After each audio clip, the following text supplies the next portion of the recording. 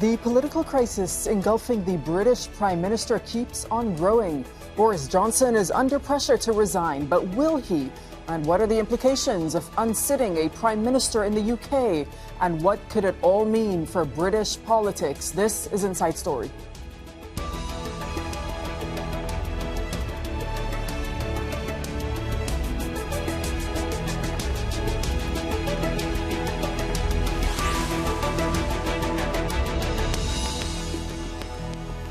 Hello and welcome to the programme. I'm Dareen Abughaida. Britain's Prime Minister Boris Johnson has been defying calls to quit over a lockdown violation scandal. Johnson attended parties in his Downing Street residence while the rest of the country was being told to isolate or pay hefty fines if they broke COVID rules. But he said he won't step down over the so-called partygate scandal. Now, Johnson faces the prospect of a no-confidence vote among MPs in the coming days. One MP from Johnson's Conservative Party has defected to the opposition, and others are reported to have already submitted letters of no confidence. Niamh Barker sent this report from London.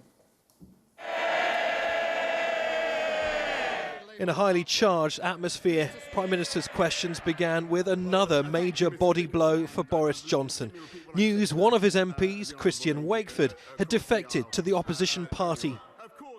This following morning, newspaper reports of a widening plot to oust Johnson by members of his own party. Jokes at the Prime Minister's expense followed. I see the very noise. I'm sure the Chief Whip has told them to bring their own booze. Salvo after salvo. Nobody told the Prime Minister he was breaking his own rules. Absolutely pathetic. If he had any shred of compassion for all those out there who've suffered through this, he'd go. MPs clamouring for explanations from Johnson about the increasing catalogue of rule-breaking parties that took place under his watch when the country was deep in lockdown. But the Prime Minister seemed energised, fighting tooth and nail for his party and his job. When the history of this pandemic comes to be written, and the history of the Labour Party comes to be written, and believe me, they are history and will remain history, Mr. Speaker, it will show that we delivered while they dithered, and we vaccinated while they vacillated, Mr. Speaker. I am intensely proud of what this government has done. And call after call for Johnson to resign was met with the same message: to reserve judgment and wait for the results of the inquiry into a growing list of rule-breaking.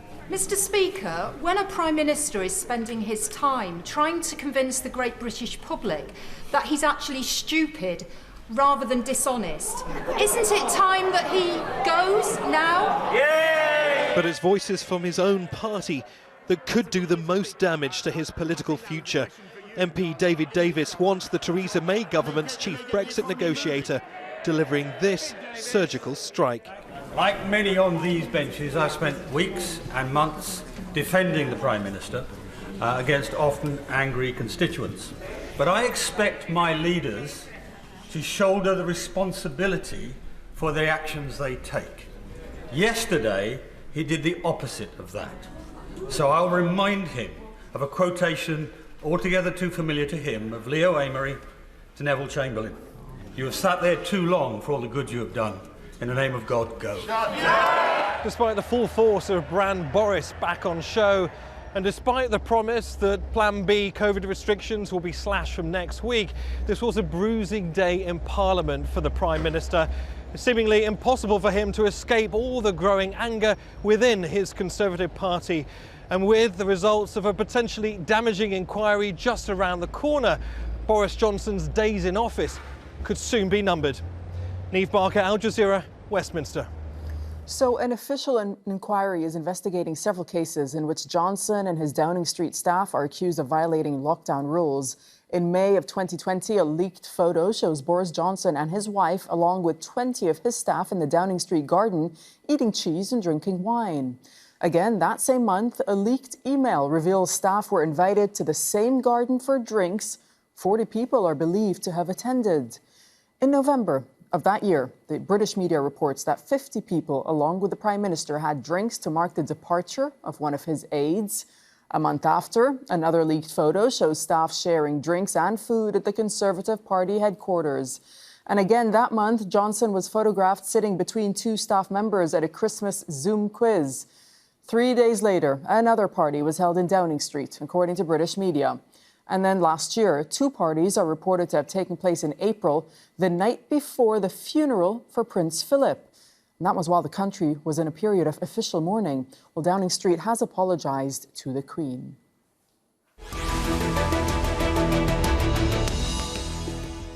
Let's discuss all of this with our guest. Joining us from London is John Peet, who's the Brexit and political editor at The Economist. In Falkirk, Gillian Mackay is a member of the Scottish Parliament and member of Scottish Green Party.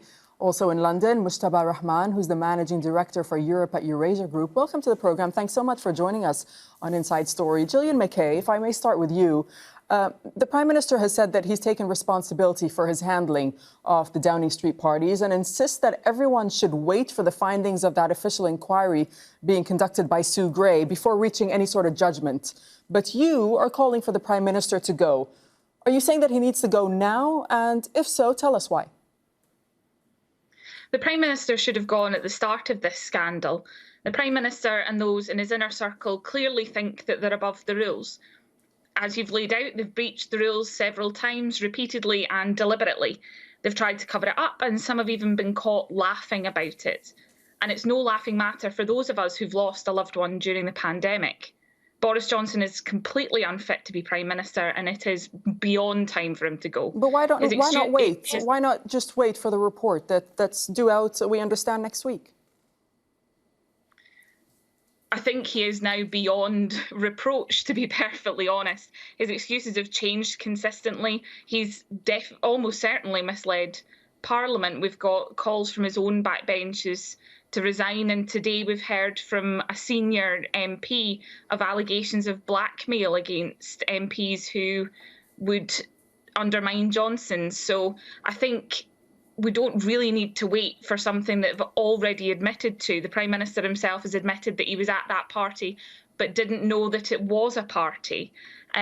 He would have known that that was the numbers of people alone was breaking the rules. So he really is trying to get out of this by playing stupid rather than playing deliberate and ignorant. All right, John, what's your take on this? I mean, some MPs are saying that they're still waiting for this report. Is that going to be the next key moment here? Yes, it is going to be the next key moment. I mean, I think there was a point on Tuesday of this week when it looked as if enough Conservative MPs would say, we've had it, we're fed up with Johnson and we're worried that we're going to lose the next election and lose many of our seats. And they then looked as if they were on the verge of calling for a confidence vote. But I think after yesterday, the mood has changed a little bit towards saying, let's wait for this report, see how bad this report is, and in particular, see if this report says that Boris Johnson concludes that Boris Johnson misled Parliament. If that happens, I think there will be a confidence vote. So the next big point is indeed the publication of the report.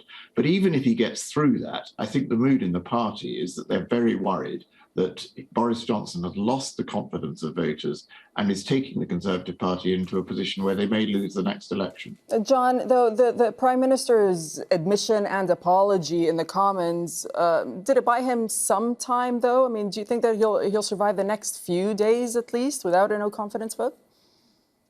He's going to survive into next week, but I think next week could be a difficult time for him again when the report comes out. I think his performance yesterday did buy him a bit of time, and bizarrely, the defection of a Conservative MP and his decision to join Labour also helped him, because it led Tory rebels to worry that if they take this too far, they may be opening the door to a Labour administration. But his denials and his apologies have not really cut through to the ordinary voters. They think he's just lying, that they don't believe his apologies. They think the line that he thought it was a work event, not a party, is incredible. And I think that they feel that they've lost confidence in their Prime Minister. All right. Mujtaba, can you weigh in on all of this and tell us, I mean, do you think that he'll be able to survive the findings after the report comes out? I'd agree very much with John. I think the mood in Westminster is violently swinging back and forth. And I do think Tuesday, the result of opinion polls in the Red Wall that suggested Johnson has lost some of his sparkle in those crucial seats in the North and the Midlands. Lots of reports in Westminster about Red Wall MPs caucusing to send those letters into Sir Graham Brady, chairman of the 1922 committee, to trigger that vote of confidence. And then, of course, the defection yesterday of Christian Wakeford to the Labour side. I think the combination of those three things really, I think, meant Johnson was in trouble yesterday. And I agree with John that actually his performance and the defection, the combination of those two things, have brought him a little bit of time. But I think next week is now the point of maximum danger for the Prime Minister. The Sue Gray report, we know, is not going to make a determination on Johnson. It will present the facts and then it will leave it to others to make a judgment about whether Johnson has lied and subsequently and ultimately misled Parliament. And I think that is going to be a perilous moment for the Prime Minister. Assuming you do get 54 letters then into Sir Graham Brady, it's still a big jump to then get 181 MPs, which is what you would need to win a vote of confidence. Okay, so do you think that the 54, Mujtaba, do you think that the 54 letters will actually be reached? I mean, for what we now know so far is that so far 11 Conservative MPs have publicly at least declared no confidence in the Prime Minister. So do you think that momentum is going to keep on growing? I think a lot will hang on the wording and Johnson's reaction to the Sue Gray report. Only Sir Graham Brady knows how many letters have been received. There's, of course, MPs that are on the record, but many may have gone in that we don't know about. I think Brady has probably given indications to Number 10 about how serious the situation is. I suspect that is why Downing Street has signalled that they would fight a confidence vote. And again, I think that's why getting to the 181 Tory MPs is going to be quite a challenge. Assuming Johnson does get through the next week, and this will be my final point, then of course there's going to be a big challenge in the aftermath of the May Authority local elections, where I suspect the Tories will do very badly. And at that point, of course, inflation will be peaking and the concerns around cost of living will be very ever present for MPs in Parliament. Gillian, the mood in the Conservative Party, and I think you alluded to this as well, is that it's being described as sort of very tumultuous. But do you think the MPs in the Conservative Party want a crisis right now on their hands, such as this?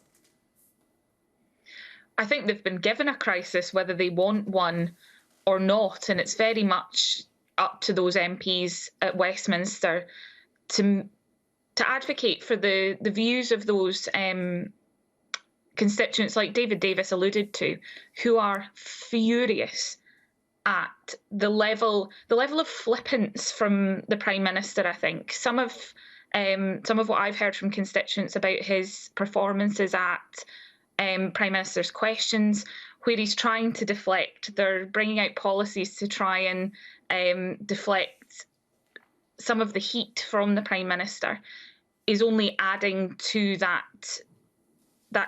lack of confidence from the public. I think some of the Tories now really have to decide whether they want to continue under this morally bankrupt government that they have, or whether they're going to stand with their constituents. And as the other our other panellists have said, that could affect them very, very badly at the local elections, both in England and in Scotland in May as well. John, you know, those who support the Prime Minister say that, well, this is a man who led the UK through a crisis, of course, like the pandemic, a national crisis, and maybe he should be given some credit. I mean, what do you think of that argument? Well, he does have a sort of hardcore of supporters, obviously in the Conservative Party itself, and indeed many of the Conservative MPs who won seats in the 2019 election recognise that they did so because of Boris Johnson, his charisma, his promise to get Brexit done, and so on, and the sort of switch from Theresa May, who had been in effect pushed out by the party in 2019. But I think the issue that Tory MPs are grappling with is that it's not enough to have support inside the Conservative Party. He needs to have support of voters in the end. And the voters seem to have become disillusioned, particularly over these parties, but to some extent over the handling of COVID, over his chaotic image, over the arguments he's been having with some of his advisors, notably Dominic Cummings, Downing Street looks rather chaotic and disorganised. And I think voters don't like that. They think, government should be better ordered. And that's really the underlying issue here. What are the latest polls telling you, John, about the public's mood and what they want to see happen? They're now saying that Boris Johnson's popularity rating is below that of Theresa May, and Theresa May was very unpopular towards the end of her term in office because she was failing to deliver Brexit. So he was never a very popular prime minister. That's one of the things to note about him. He was never as popular as people like Tony Blair or even in his day John Major. But he had enough of a rating to win a large majority in the last election. And now I think the negatives against him, which were always higher than many people realised, have climbed to a level where Tory MPs, Conservative MPs, worry that they could lose the next election. And as long as that continues, it is a big thing to push out a prime minister. It hasn't happened very often. It happened most famously with Margaret Thatcher.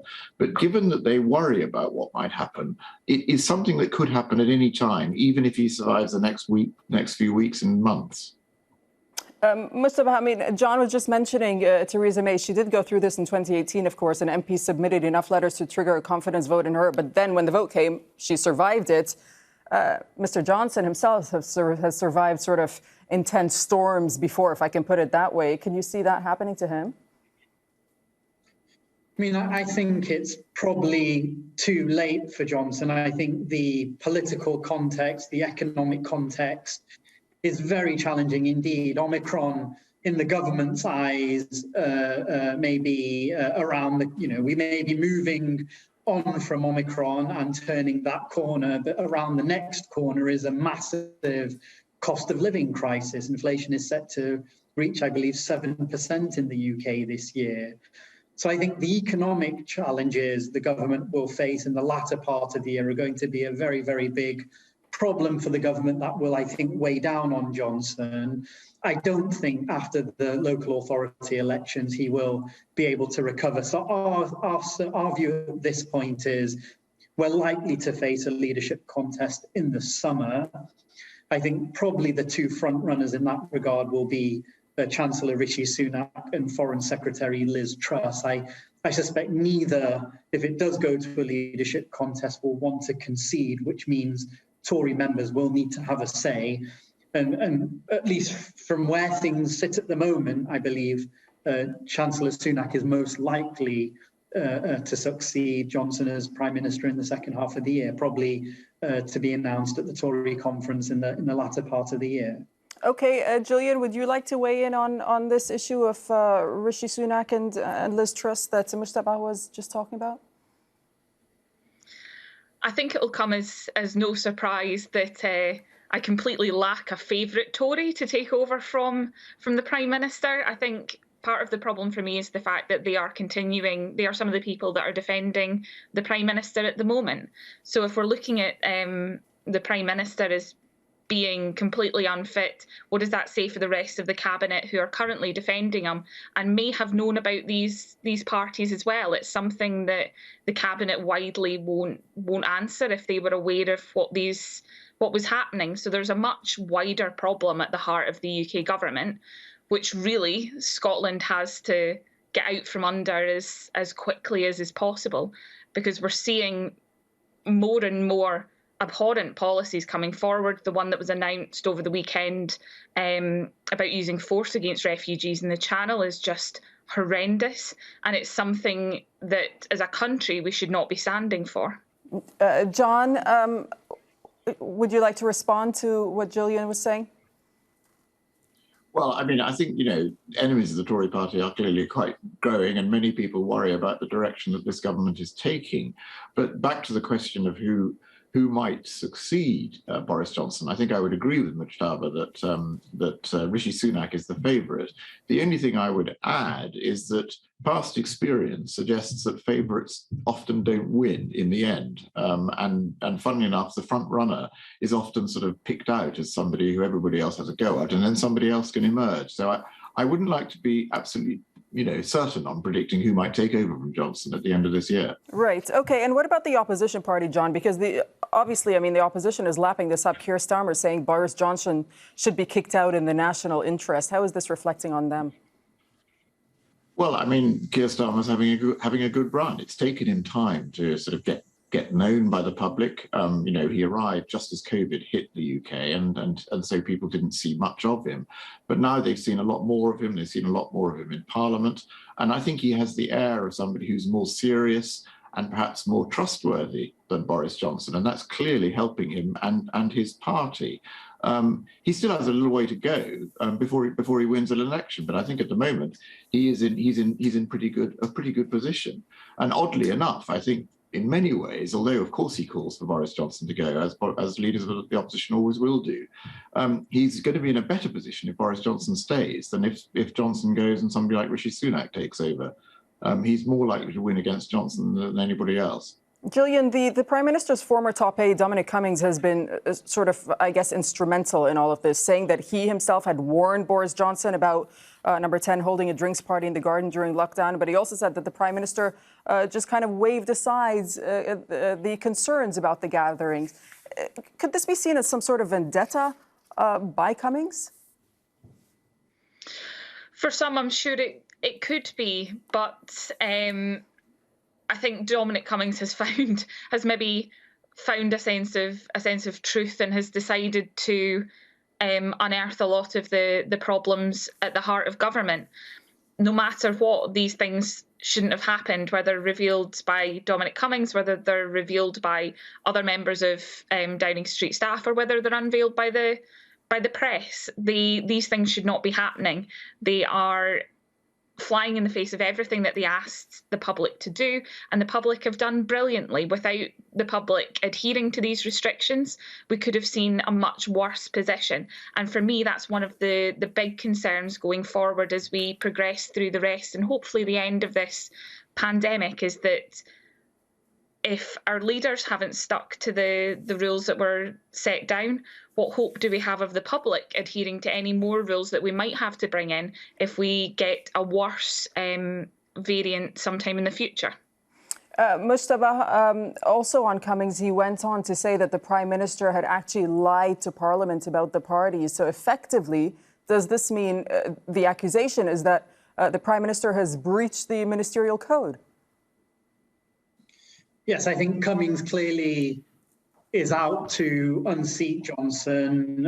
I think, that's obviously a very big part of his mission. He's a big champion and supporter of Rishi Sunak. So I suspect in attempting to unseat Johnson, he will also be attempting to get an ally into Number 10 to advance the post-Brexit agenda, especially around levelling up, which I think many in Whitehall and Westminster believe Sunak would have a better shot at implementing than Johnson has, or indeed will over the remainder of this term if he does indeed survive. So I think Cummings will continue to pile on the pressure. I think that does create risk, of course, because having served Johnson for so many years, he obviously has a stash of emails and evidence and things that he can continue throwing at the PM to create problems. And I think that's going to be the issue for Johnson. Every second we think he has stabilised, something else pops along, most notably through Dominic Cummings' blog. And I suspect that will continue to be the case until Johnson is so wounded, the party decides to remove him. All right, we will have to see what happens in the next few days. But for the time being, thank you so much for speaking to us. John Peet, Gillian Mackay and Mujtaba Rahman, thanks for joining us. Thank you for watching. You can see the program again anytime by visiting our website, aljazeera.com. For further discussion, you can go to our Facebook page. That's facebook.com/AJ Inside Story. Join the conversation on Twitter. Our handle is AJ Inside Story. From myself and the whole team here in Doha, thanks for watching. Bye-bye for now.